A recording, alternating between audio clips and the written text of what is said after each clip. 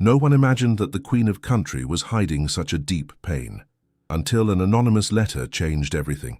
The arena lights dimmed as the last note of "The Greatest Man I Never Knew" echoed through the packed Nashville venue. 71-year-old Reba McEntire stood center stage, her sequined dress catching the spotlight as 20,000 voices sang along to every word. Even after 5 decades in the business, nights like these still sent chills down her spine. The crowd was electric, their energy feeding her soul in ways that nothing else could. But tonight felt different. Tonight, something was pulling at the edges of her consciousness, a feeling she couldn't quite shake. As she took her final bow, Reba's eyes swept across the sea of faces in the front rows. That's when she saw her. A young woman, no more than 25, sitting in the premium section with tears streaming down her face. Most fans got emotional during her shows, especially during the ballads, but this was different. This girl wasn't just moved by the music, she was devastated. In her hands, she clutched what appeared to be an old photo album, holding it against her chest like a lifeline. The young woman had striking features, auburn hair that caught the stage lights, green eyes that seemed to hold depths of sorrow, and delicate hands that trembled as she wiped away tears. There was something hauntingly familiar about her, though Reba couldn't place what it was. The girl's lips moved silently, as if she were trying to say something, her gaze locked on Reba with an intensity that was both desperate and hopeful. "Thank you, Nashville," Reba called out, her voice carrying that signature warmth that had endeared her to millions. "Y'all have been absolutely incredible tonight. Remember to love your family, chase your dreams, and never forget where you came from." The crowd erupted in applause and whistles, but Reba's attention remained fixed on the mysterious young woman who now stood with the rest of the audience, still crying, still clutching that album. As the curtain fell and Reba made her way backstage, she found herself thinking about that girl. In all her years of performing, she'd developed an almost supernatural ability to read her audience, to sense when someone in the crowd needed something more than just entertainment. Tonight, that someone was the auburn-haired stranger in the front row. Before you continue reading this incredible story, I want to ask you to subscribe to our channel and hit that notification bell. We share the most amazing true stories about your favorite country music stars every week. Please let us know in the comments where you're watching from and what you think about tonight's story. Your support means the world to us, and we love hearing from our amazing community. Backstage, the usual post-show chaos surrounded Reba. Band members were packing up their instruments, crew members were breaking down equipment, and her manager, Patricia, was already discussing the logistics for tomorrow's show in Memphis. But Reba's mind was elsewhere, replaying the image of that young woman's face over and over again. "Pat," she said, grabbing her manager's arm, "I need you to do something for me." Patricia looked up from her clipboard, immediately recognizing the tone in Reba's voice that meant she was about to make an unusual request. "What's on your mind, Red?" There was a girl in the front row tonight, auburn hair, about 25, crying during the last song. She had a photo album with her. "I need to meet her." Patricia raised an eyebrow. It wasn't like Reba to single out fans for meet and greets, especially not after such an emotionally draining performance.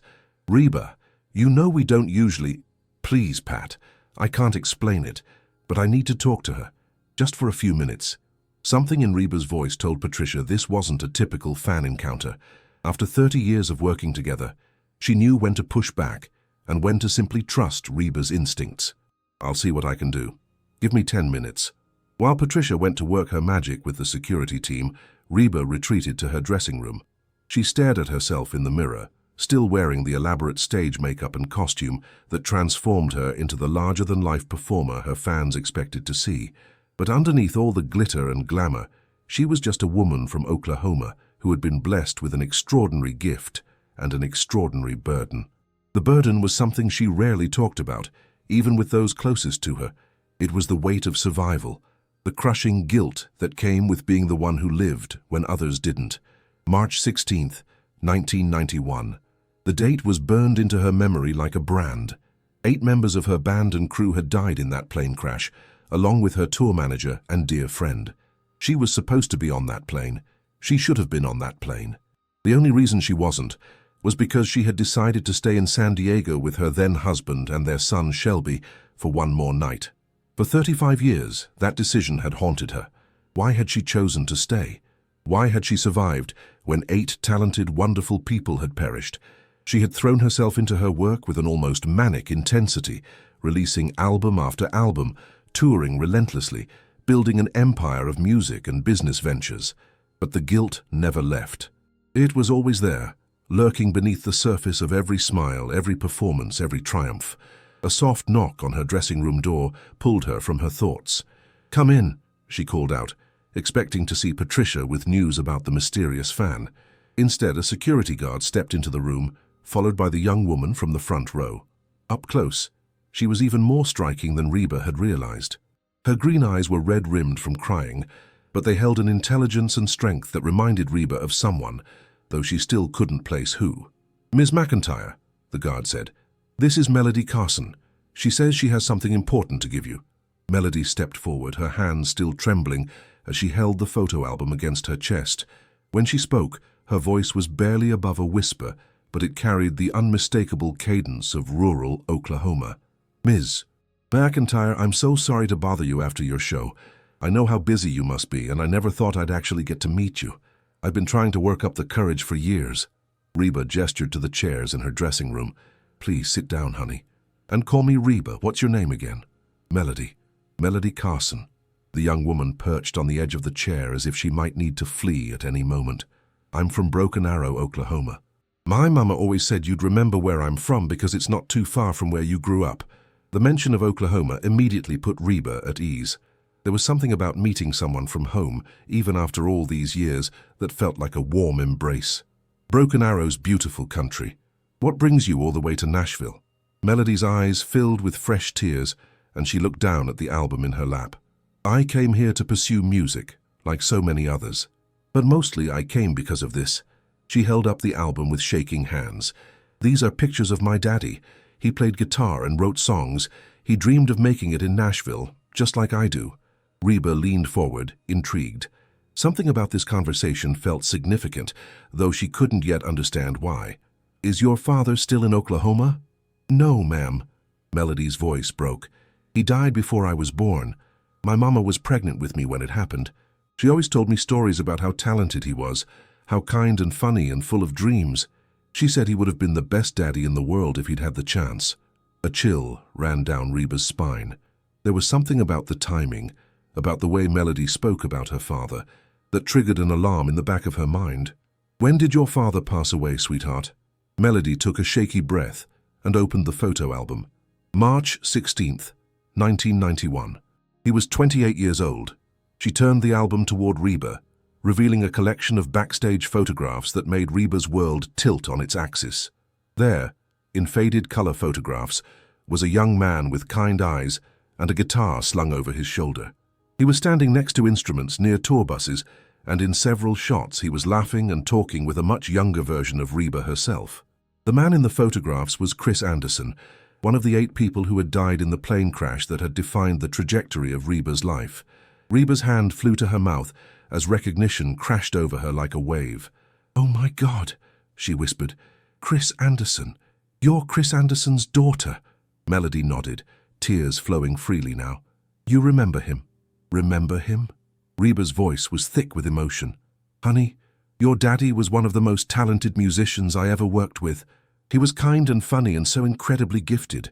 He was—" She paused, struggling to find the words. "He was on the plane." "I know," Melody said quietly. "That's why I had to meet you. That's why I've been coming to your shows for years, trying to work up the courage to approach you. Because you were the last person to really know my daddy, to work with him and see his talent. You were his friend." The weight of this revelation settled over Reba like a heavy blanket. For 35 years she had carried the guilt of surviving that crash. She had wondered about the families left behind, had sent cards and flowers and donations, but she had never allowed herself to truly connect with the human cost of that tragedy. Now, sitting across from her was the daughter that Chris Anderson never got to meet, the child he never got to hold or teach or watch grow up. "Melody," Reba said, her voice barely steady, "I am so sorry for your loss. I know that's not enough, and I know it's 35 years too late, but I need you to know that your father was special. He was going places. We all knew it. Melody reached into the back of the photo album and pulled out an envelope, yellowed with age. There's something else. Something Mama found in Daddy's things after the accident. She's been saving it for the right moment, and she thought maybe tonight was that moment. She handed the envelope to Reba with trembling fingers. On the front, in faded blue ink, was written, "For Reba, to be opened if something happens to me. Chris." Reba stared at the envelope as if it might explode in her hands. After 35 years, Chris Anderson had one final message for her. With shaking fingers, she opened the envelope and unfolded the handwritten letter inside. The paper was worn soft from age, and Chris's familiar handwriting brought back a flood of memories from those final tour days. "Dear Reba," the letter began, "if you're reading this, then something has happened to me, and I never got the chance to tell you in person how much working with you has meant to me. You took a chance on a nobody from Oklahoma, and you changed my life forever." Reba's vision blurred as she read the words, but she forced herself to continue. "I know you probably don't realize it, but you saved me. When I was struggling to make ends meet playing dive bars for $20 a night, you heard something in my music that no one else did.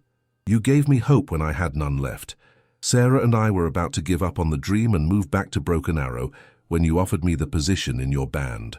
The letter went on to describe Chris's gratitude for the opportunities Reba had given him, his excitement about the future, and his dreams of one day writing songs that would touch people's hearts the way hers did. But it was the final paragraph that shattered Reba's composure completely. "I have to tell you some wonderful news that I haven't shared with anyone else yet. Sarah is pregnant. We just found out yesterday, and we're over the moon.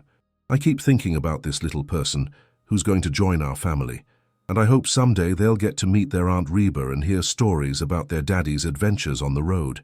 If something ever happens to me, please know that you gave me the greatest gift possible. You made it so I could provide for my family and follow my dreams at the same time. Thank you for believing in me when no one else would." The letter was signed with a simple, "Love and gratitude always, Chris Anderson," followed by a postscript that read, "P.S. If you ever meet my child, please tell them their daddy was the luckiest man alive because he got to make music with Reba McEntire." Reba's hands trembled so violently that she could barely hold the letter. 35 years of guilt and what-ifs crashed over her like a tsunami. She had spent decades wondering if she could have done something different, if she could have somehow prevented the tragedy. Now she realized that Chris's final thoughts weren't of fear or regret, but of gratitude and love for the family he was building. "He never got to know," Melody said softly, watching Reba's reaction. "He never got to know he was having a daughter.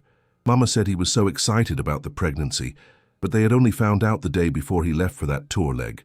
Reba looked up at Melody through tear-filled eyes, seeing Chris's features reflected in his daughter's face, the shape of her eyes, the stubborn set of her jaw, even the way she held her head when she was nervous.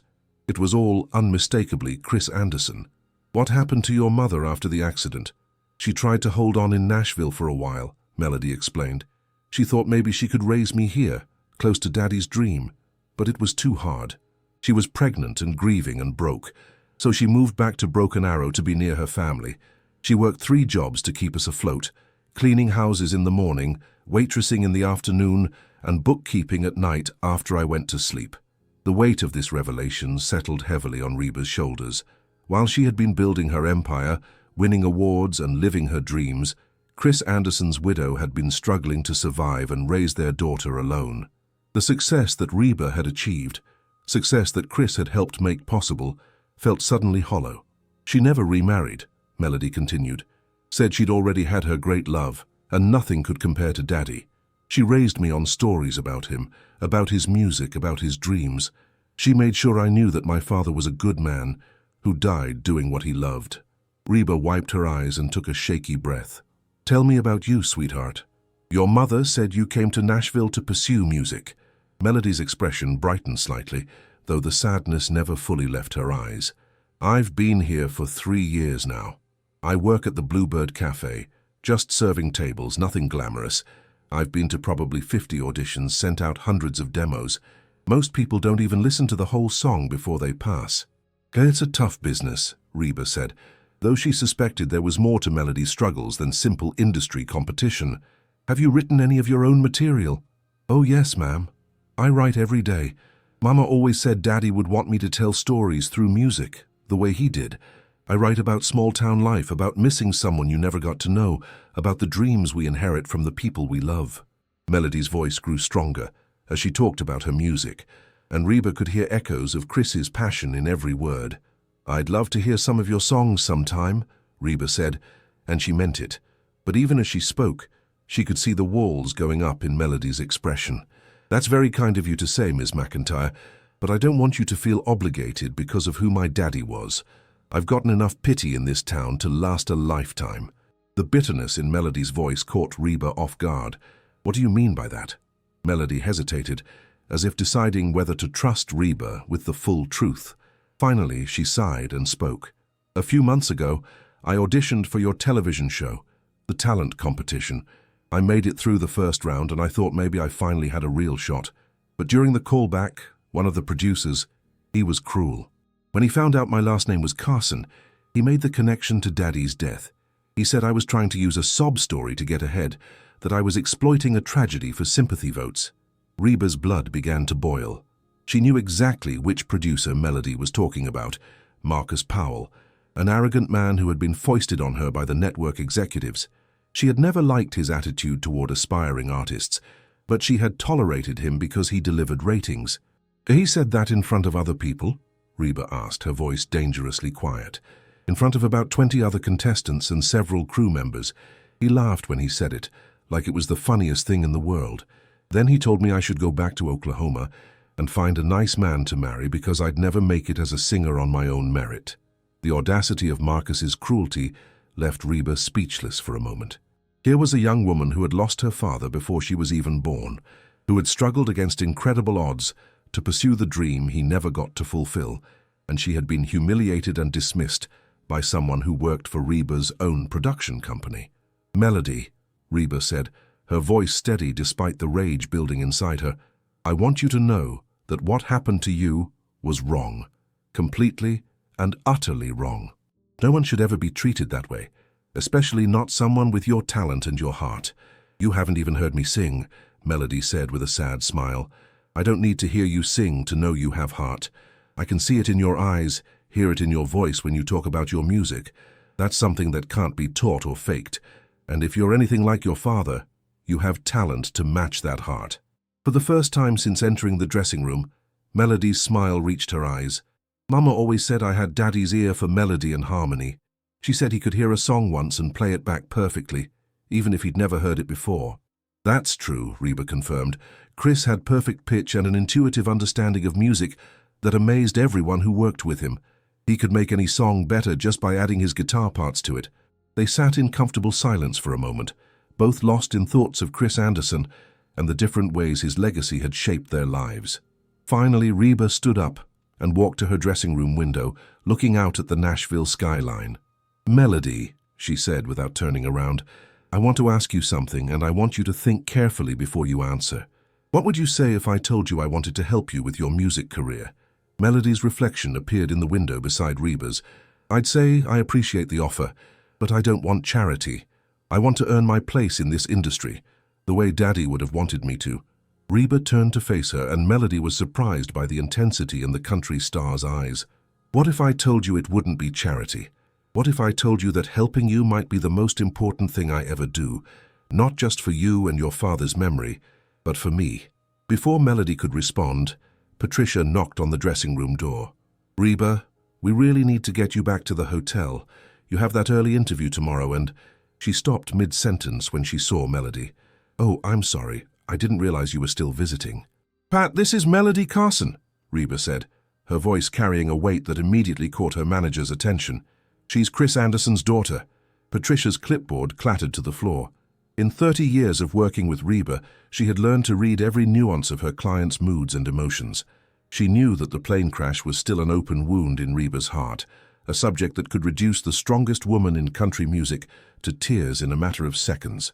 "Chris Anderson," Patricia repeated softly. "The guitar player." "The guitar player who left behind a pregnant wife and never got to meet his daughter," Reba confirmed. "Melody, I want you to meet Patricia Williams, my manager and dear friend. Pat, Melody is a singer-songwriter here in Nashville, trying to make her way in the business. Patricia looked between Reba and Melody, immediately understanding the significance of this meeting. "It's an honor to meet you, Melody. Your father was an incredible musician and an even better person." "Thank you," Melody said, standing to shake Patricia's hand. "I should probably go. I've taken up enough of Miss McIntyre's time, and I know y'all are busy." "Wait," Reba said quickly. "Don't go yet. I meant what I said about wanting to help with your music, but first, I need to ask you something else. That producer who treated you so badly at the audition, Marcus Powell, is he still working on my show?" Melody nodded reluctantly. "As far as I know." "Why?" A smile that Patricia recognized as dangerous crossed Reba's face. It was the same expression she wore when someone underestimated her business acumen or tried to take advantage of her kindness. "Because tomorrow morning, I'm going to have a conversation with Mr. Powell that he'll never forget." The next morning arrived grey and drizzly, matching the storm clouds gathering in Reba's heart as she prepared for what would be one of the most important meetings of her career. She had spent most of the night reading and rereading Chris's letter, each word cutting deeper into her soul while simultaneously filling her with a righteous anger she hadn't felt in years. Patricia had rearranged the entire day's schedule to accommodate Reba's sudden demand for an emergency production meeting. The network executives were confused but compliant. When Reba McIntyre called a meeting, people showed up without question. What they didn't know was that this meeting would expose the rot that had been festering in her own organization. The conference room at McIntyre Entertainment was imposing by design, with floor-to-ceiling windows overlooking Music Row and walls lined with Reba's gold and platinum albums. The long mahogany table could seat 20 people, but today only 8 were present. Reba, Patricia, Marcus Powell, 2 other producers from the talent show, the network's head of programming, and 2 executives from the production company. Marcus Powell entered the room with his usual swagger, his expensive suit and perfectly styled hair giving him the appearance of someone far more important than he actually was.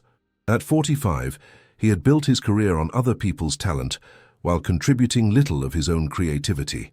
He was the type of man who confused cruelty with honesty and believed that breaking people down was somehow helping them grow stronger.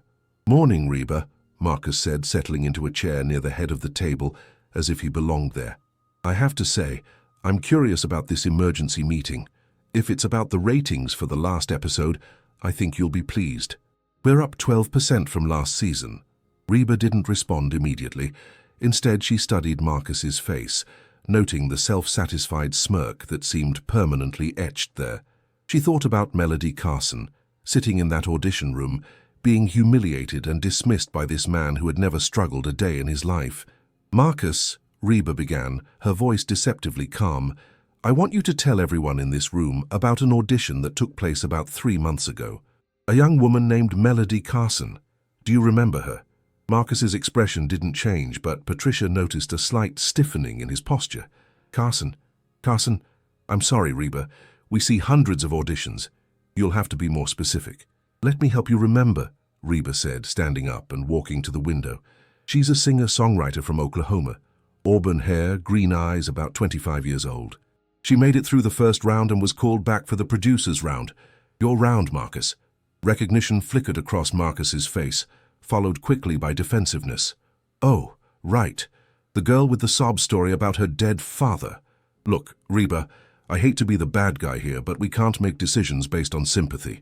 This is a talent competition, not a charity case." The temperature in the room seemed to drop 10 degrees. Patricia watched Reba's reflection in the window and saw her hands clench into fists at her sides. The other people in the room shifted uncomfortably, sensing that they were about to witness something unprecedented. "Tell me exactly what you said to her," Reba requested, still not turning around. Marcus shrugged, apparently oblivious to the danger he was in. "I told her the truth. She was trying to use her father's death to manipulate the judges. When I called her out on it, she got emotional and stormed out. Honestly, if she can't handle honest feedback, she's not cut out for this business anyway." Reba slowly turned around, and everyone in the room could see that her famous temper was barely contained beneath a veneer of professional composure. "What exactly did you say to her, Marcus?" "Word for word." "I don't remember the exact words." "Then let me help you remember," Reba interrupted, her voice cutting through the room like a blade. "You told a room full of people that she was exploiting a tragedy for sympathy votes. You laughed at her when she tried to explain who her father was. And then you told her to go back to Oklahoma and find a nice man to marry because she'd never make it as a singer on her own merit. Marcus's face flushed red. Look, maybe I was a little harsh, but... A little harsh? Reba's voice rose for the first time. Marcus, do you have any idea who Melody Carson's father was? Some musician who died, apparently. Like I said, it's sad, but we can't... Chris Anderson. The name dropped into the room like a bomb. Her father was Chris Anderson, one of the most talented musicians I ever worked with. One of 8 people who died in the plane crash on March 16th, 1991. One of my band members, Marcus. One of my friends. The blood drained from Marcus's face as the magnitude of his mistake became clear. Everyone in the music industry knew about the plane crash that had devastated Reba's organization and nearly destroyed her emotionally. It was the defining tragedy of her career, something that was never discussed lightly in her presence. Reba, I didn't know. You didn't know because you didn't bother to listen. Reba's composure finally cracked, and 35 years of suppressed grief and guilt poured out. You took one look at a young woman who had the courage to pursue the dream her father died for, and you humiliated her in front of a room full of people. You crushed her spirit and sent her away believing that she wasn't good enough, when the truth is that you're not good enough to judge her. Patricia had never seen Reba this angry. Even during the worst business disputes and personal betrayals over the years, Reba had always maintained her professionalism. But this was different. This was personal, in a way that cut to the very core of who she was. Furthermore, Reba continued, pacing now like a caged lioness, you did all of this while working for me. You used my name and my show to destroy a young woman whose only crime was being born to a man who died serving my music. You represented me in that room, Marcus, and you made me complicit in your cruelty. The network executive cleared his throat nervously. Reba, perhaps we should discuss this privately. No. Reba's voice was final. Everyone in this room needs to hear this, because everyone in this room has allowed this culture to exist. We've created an environment where people like Marcus feel empowered to destroy dreams for sport, where cruelty is mistaken for honesty, and humiliation is passed off as constructive criticism. She turned her attention back to Marcus, who was now sweating despite the air conditioning. Do you want to know what Chris Anderson was like, Marcus? He was kind, he was humble. He lifted up everyone around him and made every song better just by being part of it. He died at 28 years old, before he got to hold his daughter or teach her to play guitar or watch her follow in his footsteps. And his daughter, his beautiful, talented daughter, came to Nashville with nothing but her father's dreams and her own determination, only to be crushed by a small, cruel man who wouldn't recognize real talent if it slapped him in his overpaid face. The silence in the room was deafening. Marcus opened his mouth to speak, but no words came out. The other producers stared at their hands, while the network executives exchanged worried glances. I want you to understand something, Reba said, her voice deadly quiet now. Melody Carson is not just some aspiring singer to me. She is the daughter of one of the best men I ever knew, a man who died while working to make my dreams come true. She carries his talent, his heart, and his legacy. And you treated her like garbage. Patricia finally spoke up, her voice steady despite the tension in the room. Marcus, I think it would be best if you cleared out your office today. Your contract with McIntyre Entertainment is terminated immediately. Now, wait just a minute, Marcus sputtered, his arrogance finally cracking. You can't fire me over one incident. I've delivered ratings for this show for 3 years. The network won't stand for this. The network executive shifted uncomfortably in his seat. Actually, Marcus, we've been getting complaints about your behavior for months. Contestants, their families, even some of our crew members have reported inappropriate conduct. This meeting has simply confirmed what we've been hearing. This is ridiculous, Marcus said, standing up and grabbing his briefcase. Reba, you're making a huge mistake. One sob story from some wannabe singer, and you're willing to throw away everything we've built? Reba's eyes flashed with renewed anger. What we've built? Marcus, you've built nothing. You've contributed nothing, you've created nothing. All you've done is tear down people who were braver than you'll ever be. And calling Melody Carson a wannabe singer just proves that you learned nothing from this conversation. As Marcus stormed toward the door, Reba called after him. One more thing, Marcus. If I ever hear that you've treated another young artist the way you treated Melody Carson, I'll make sure everyone in this industry knows exactly what kind of man you are. You'll never work in Nashville again." The door slammed behind Marcus, leaving the remaining 7 people in stunned silence. Reba sat down heavily in her chair, the adrenaline from the confrontation leaving her feeling drained and emotionally raw. "Well," said one of the other producers tentatively, "I guess we need to find a new producer for the show." "Actually," Reba said, an idea beginning to form in her mind, "I have a different proposal. What if we completely reimagined the show? Instead of focusing on competition and elimination, what if we created something that actually nurtured and developed talent? What if we made a show that honored the legacy of people like Chris Anderson by giving their dreams a chance to live on through the next generation?" Patricia leaned forward, recognizing the spark in Reba's eyes that always preceded her most ambitious projects. "What exactly are you thinking?" Reba looked around the table at the faces of people who had worked with her for years, people who understood that she didn't make decisions lightly. "I'm thinking about a show that follows aspiring artists as they work with established musicians to develop their craft. No eliminations, no humiliation, no crushing of dreams. Just mentorship, growth, and the celebration of music as a legacy that passes from one generation to the next." The network executive's eyes lit up with interest. "That's actually a fascinating concept. Very different from the current competitive reality TV landscape." "Different is good," Reba said, "and I know exactly who I want as our first featured artist. A young woman from Oklahoma who has every right to carry on her father's musical legacy, if we're brave enough to give her the platform she deserves."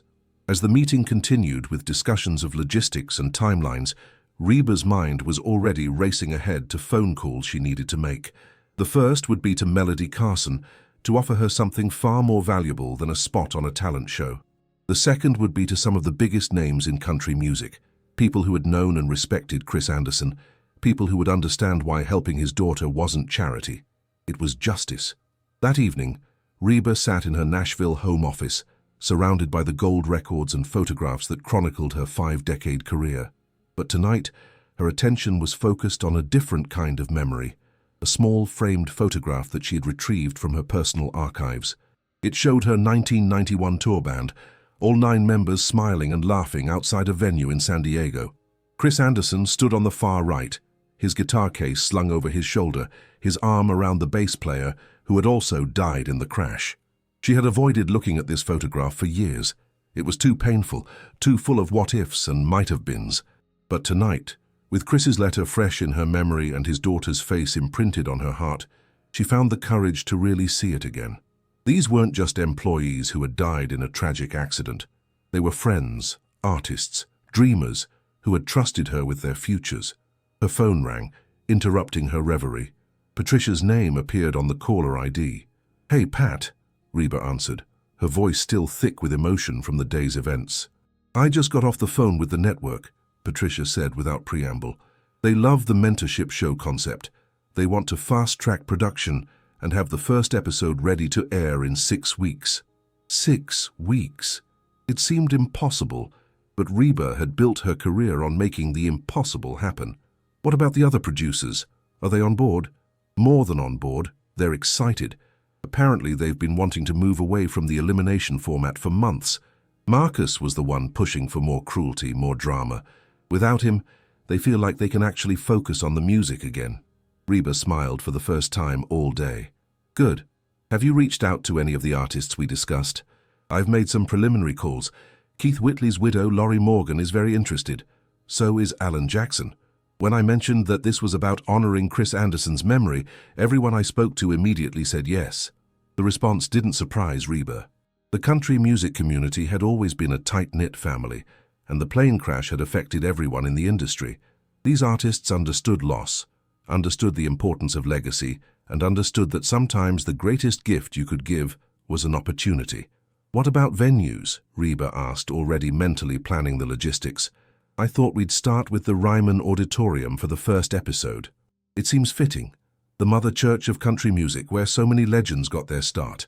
Then maybe move to different iconic venues for each subsequent episode." Reba nodded, even though Patricia couldn't see her.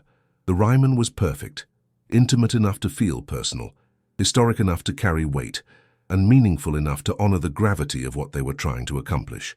"Pat, I need you to get me Melody Carson's number. I want to call her personally. Already done, Patricia said, and Reba could hear the smile in her voice. I tracked down her information through the Bluebird Cafe. She's working a double shift there tonight, but I have her cell number. After hanging up with Patricia, Reba stared at Melody's number for several minutes before dialing. She had offered opportunities to countless artists over the years, but this felt different. This wasn't just about business or even about music. This was about healing wounds that had festered for 35 years. The phone rang 4 times before a breathless voice answered. Hello? Melody. This is Reba McEntire. I hope I'm not calling at a bad time. There was a long pause, followed by the sound of a chair scraping against a floor. Ms. McEntire, No, it's not a bad time. I can't believe you're calling me. I told you last night that I wanted to help with your music career. I wasn't just being polite, sweetheart. I meant every word. Reba could hear the sounds of the Bluebird Cafe in the background, the clink of glasses, muted conversations, the distant sound of a guitar. It reminded her of her own early days when she had worked in honky-tonks and dreamed of something bigger. I've been thinking about our conversation all day, Melody said. About Daddy's letter, about everything. I keep wondering if this is all some kind of dream. It's not a dream, honey, and what I'm about to offer you might seem too good to be true, but I need you to trust me. How would you feel about being the featured artist on a new television show I'm producing? The silence on the other end was so complete that Reba wondered if the call had dropped. Finally, Melody spoke, her voice barely above a whisper. I'm sorry, what did you just say? Reba laughed, remembering her own disbelief when she had gotten her first big break. I'm creating a new show called Legacy. It's about established artists mentoring up-and-coming talent, passing on the traditions and wisdom of country music to the next generation. I want you to be our first featured artist. But I'm nobody. I'm just a waitress who sings at open mic nights. There are so many more deserving... Stop right there, Reba interrupted gently. You are not nobody. You are Chris Anderson's daughter. You carry his musical DNA, his passion, his dreams, and from what I observed last night, you have his heart and his humility too. Those qualities are rare in this business, Melody. They're precious. Melody's voice was thick with tears when she spoke again. What would this show involve? I don't want to be a charity case or someone's pet project. This wouldn't be charity, and you wouldn't be a project. You'd be a partner. The show would follow you as you work with me and other established artists to develop your songwriting, your performance skills, your understanding of the music business. You'd perform at iconic venues, collaborate with some of the biggest names in country music, and have access to resources that most artists can only dream of. And in return? Reba appreciated Melody's directness. It showed intelligence and a healthy skepticism that would serve her well in the music industry. In return, you'd be authentic. You'd let our audience see your journey, the struggles, the breakthroughs, the moments of doubt and the moments of triumph. You'd help us show the world that country music is about more than just entertainment. It's about family, legacy, and the dreams we pass from one generation to the next. There was another long pause, and Reba could almost hear Melody thinking. When she spoke again, her voice was stronger, more confident. Ms. McEntire, can I ask you something personal? Of course. This isn't really about me, is it? I mean, it is, but it's also about Daddy, about the guilt you've been carrying since the accident. The perceptiveness of the question caught Reba off guard. She had expected gratitude, excitement, maybe even suspicion, but not this level of emotional intelligence. What makes you say that? Because I've been carrying guilt too. Different guilt, but guilt all the same. I've spent my whole life wondering if I was worthy of Daddy's dreams, if I had any right to pursue music when I never even got to learn from him.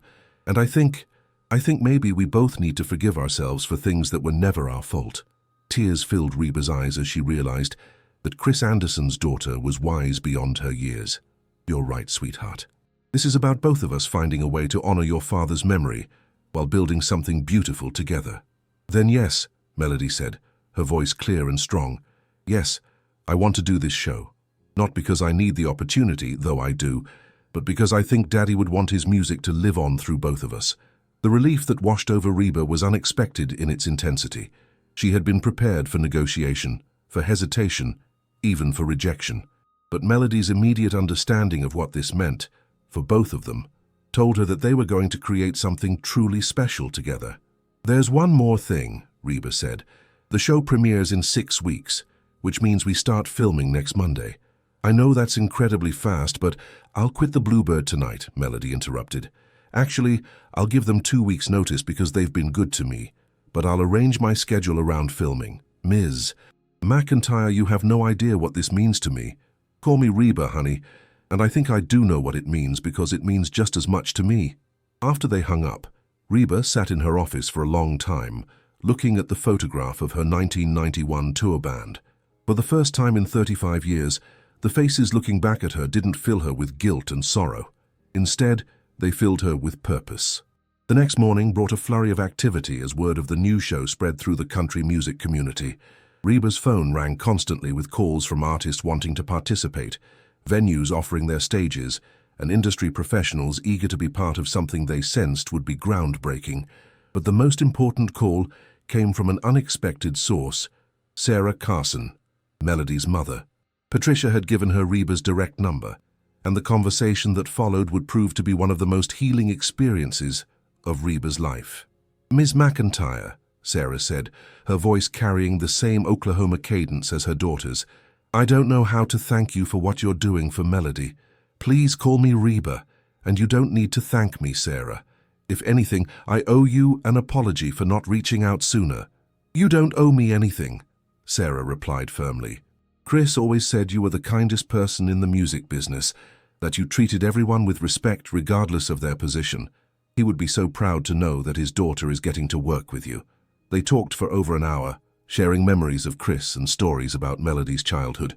Sarah described how she had kept Chris's musical equipment for Melody, how she had taught their daughter every song Chris had written, how she had made sure that Melody knew her father not as a tragic figure, but as a man who had lived his dreams fully in the short time he had been given.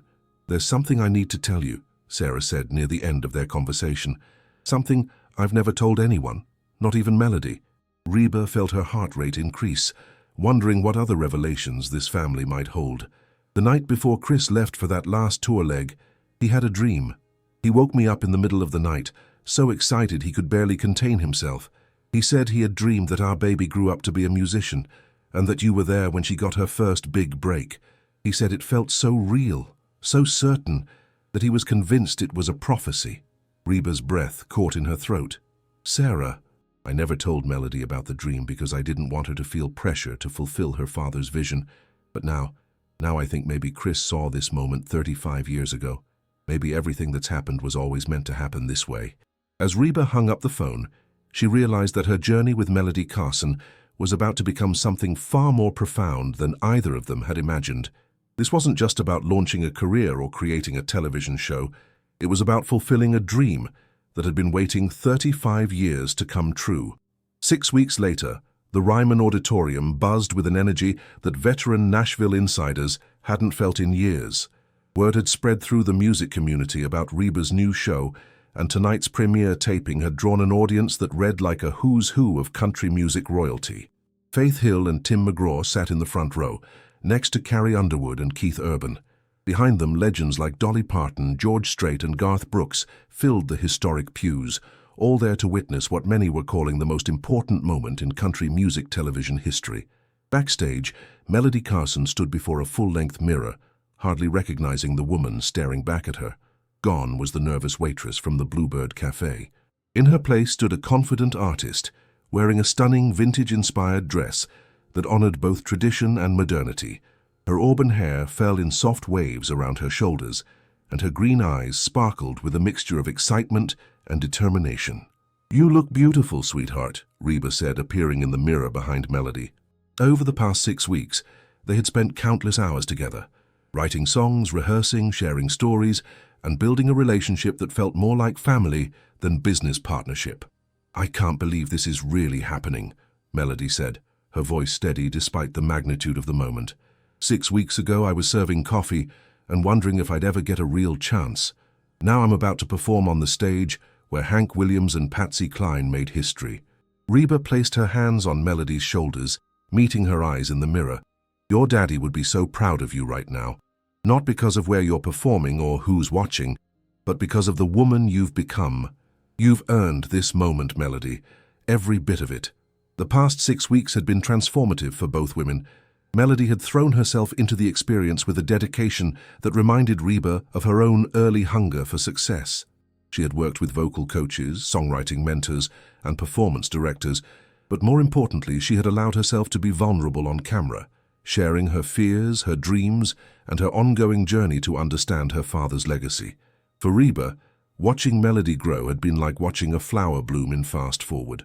The young woman's natural talent was undeniable, but it was her emotional intelligence and authentic connection to the music that set her apart. She didn't just sing songs. She lived them, breathed them, made them part of her story in a way that was both refreshing and deeply moving. 5 minutes to showtime, a production assistant called through the dressing room door. As they walked toward the stage, Reba reflected on how much had changed since that night at her concert. The show they had created was unlike anything currently on television. Instead of competition and elimination, Legacy focused on mentorship and growth. Each episode followed Melody as she worked with different country music legends, learning not just about performance and songwriting, but about the history, traditions, and heart of country music. The pilot episode had been structured around Melody's relationship with her father's memory and her collaboration with Reba. They had written a song together called Unfinished Dreams, which told the story of aspirations that live on through the people we love. It was deeply personal for both of them, and Reba knew that performing it tonight would be emotional for everyone involved. The stage lights came up, revealing Reba standing center stage in an elegant black gown that seemed to capture and reflect every spotlight. The audience fell silent as she began to speak, her voice carrying the weight of decades of experience and hard-won wisdom. "Good evening, and welcome to the Ryman Auditorium," Reba began, her voice warm and commanding. "Tonight marks the beginning of something very special, a show called Legacy, which celebrates the idea that music is more than entertainment. It's heritage, it's family, it's the dreams we pass from one generation to the next." She paused, letting her eyes sweep across the audience of industry luminaries and longtime fans. 35 years ago, I lost 8 members of my band and crew in a plane crash that changed my life forever. For decades, I've carried the weight of survival, wondering why I was spared when so many talented, wonderful people were taken too soon. The audience was completely silent now, understanding that they were witnessing something more than a television taping. They were witnessing a moment of profound personal revelation. Recently, I met someone who helped me understand that survival isn't about guilt, it's about responsibility. The responsibility to honor those we've lost by helping their dreams live on through the people they left behind. Reba's voice grew stronger, more confident. "Tonight, I want you to meet Melody Carson, the daughter of one of the finest musicians I ever worked with, Chris Anderson." The applause that erupted was immediate and thunderous. Many in the audience remembered Chris Anderson, remembered the tragedy, remembered the young man with the brilliant smile and the magical touch with a guitar. As Melody walked onto the stage, several people in the audience wiped away tears, seeing Chris's features reflected in his daughter's face. Melody approached the microphone with a grace that belied her nervousness. She wore the vintage-inspired dress with confidence, and when she spoke, her voice carried clearly through the historic auditorium. "Thank you all for being here tonight," she began. "My name is Melody Carson, and my father died in a plane crash when my mother was 2 months pregnant with me. I grew up knowing him only through stories, through photographs, and through the music he left behind. For 25 years, I wondered if I had any right to call myself his daughter when I never got to know him." She paused, her eyes finding Reba's in the wings, drawing strength from the woman who had become her mentor and friend. "But over the past 6 weeks, working with Reba and learning about the music that my father loved, I've realized something important. Legacy isn't about blood or genetics or even memory. Legacy is about carrying forward the best parts of the people we love, even when we never got the chance to learn from them directly." The audience was completely captivated now, hanging on every word. This wasn't the polished patter of a seasoned performer. This was raw, honest truth delivered with a sincerity that was impossible to fake. "Tonight, Reba and I are going to perform a song we wrote together called Unfinished Dreams. It's about the aspirations that live on in the people we leave behind, about the courage it takes to pursue someone else's vision while still finding your own voice. But before we sing it, I want to say something to my father, wherever he is." Melody looked up toward the rafters of the Ryman, as if Chris Anderson might be listening from somewhere beyond the physical world.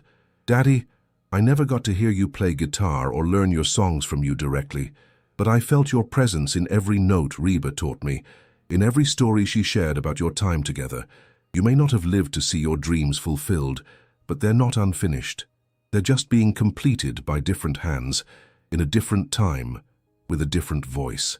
I hope I make you proud. The emotion in the auditorium was palpable as Reba joined Melody center stage.